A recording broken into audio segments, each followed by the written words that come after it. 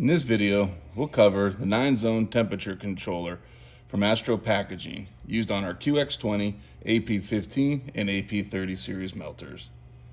To navigate our parameter settings, we will use the wrench icon. The first setting is the S0. This activates and deactivates standby temperature.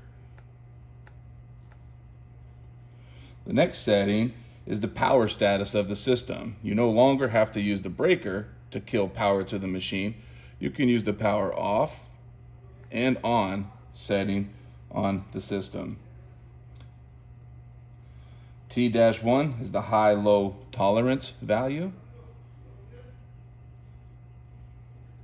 where you can set a deviation of your set point temperatures to put the machine into alarm. Next is SS0. This is to activate and deactivate sequential startup. Next is the temperature scale, where you can program it to be in degrees Fahrenheit or degrees Celsius. D-1 represents the run ready delay value.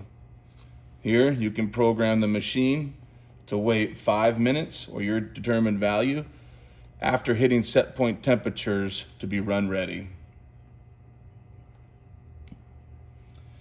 C-1 is your access code. That's how you can program your security to lock operators out from making any temperature changes or value changes on the system.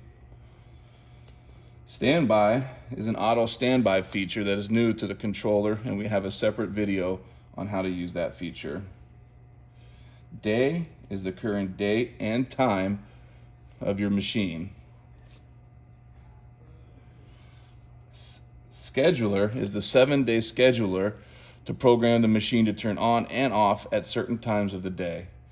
We also have another video to show you how to program those changes.